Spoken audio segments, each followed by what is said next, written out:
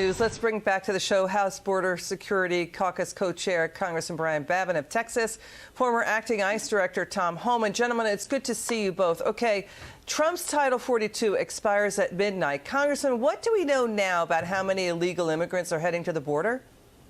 Well, we've gotten word that there's 40,000, mostly Venezuelans, going up here. The incentivization is still there. In fact, more so now that Title 42 is going away. Deliberately dismantling the last of our tools to control and get a secure border. Deliberately. It is. I know of no other developed nation, Liz, that has zero borders like we have because of Alejandro Mayorkas and Biden's border policies. What do you think of what's going on, Tom? How many illegal immigrant caravans? What's the number that you're hearing? No, it depends where you're looking at. South of Reynosa, south of Rio Grande Valley, you got about 25,000 there in shelters, and south of El Paso, you got over, last count was over 40,000 between the stretch from El Paso to the Big Bend sector. Look, this is, I agree with the congressman, this is a self-inflicted wound. If they want to secure the border, Liz, they could re-implement Remain in Mexico program today. The federal courts have said it was legal. That was a game changer for the Trump administration. Again, the federal court said it was legal. Matter of fact, the federal courts ordered the Biden administration to put it back in play. They just ignored the federal court order. So I find it disgusting that this administration inherited the most secure border in my career. Immigration at 45 years old, and they unsecured it, not by mismanagement or incompetence, on purpose.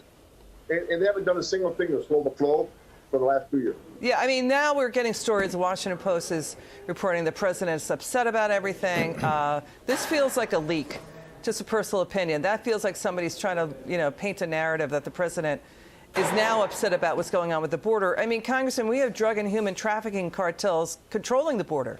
They're making profits on the level of a Fortune 500 company. I mean, migrants are getting killed. Women are getting sexually assaulted. Children are being brutalized. And, let's listen to this. For the first time, finally, the president admits the border is, quote, in chaos after he repeatedly denied that. So did DHS Secretary Mayorkas. Watch this. But it remains to be seen. It's going to be chaotic for a while. Expand on what you meant when you said there will be chaos at the border. For how long? Well, we've had chaos at the border for a number of years. Okay, he says it's in chaos, Congressman, but will reportedly veto the new House border security bill? Well, let me just say this. I'm very, very proud of our conference, our speaker, our leadership, our chairman, and our rank and file members. We have just passed really the most thorough border security bill that we've passed, and I've been serving here five terms. This is the best one I've ever seen. In fact, the first one that we have passed in that length of time. The downside of it is we don't have the White House, we don't have the Senate. But I think this absolutely puts a lot of pressure on this president and on the Democrat Party, because people know that 100,000 plus Americans are dying each year from the tons and tons of fentanyl and other drugs coming across the border. As you said, the human trafficking, the cartels have been put in charge of the border, basically.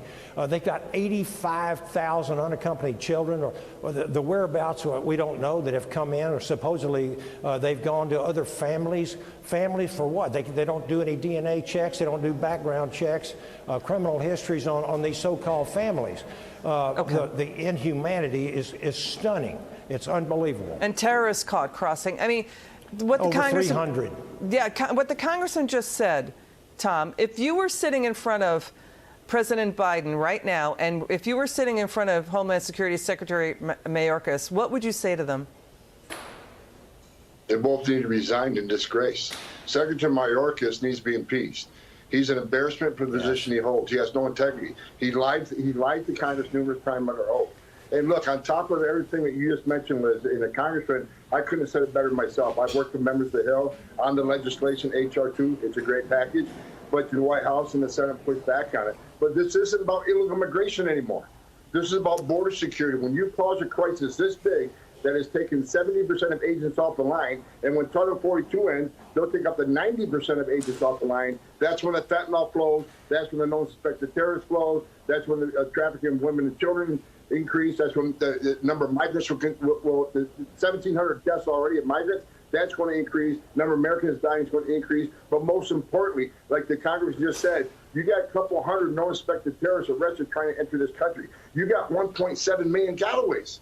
And Border Patrol's arresting people from 170 different countries. Some of these countries are sponsors of terror. If you don't think a single one of that 1.7 didn't come here to blow something up or harm this country, then you're ignorant to the data. This is the biggest national security failure in this country since 9/11. And the Congressman's right. If Senate refuses to pass this bill and White House doesn't sign it, then they are ignoring a national security crisis of youth proportion.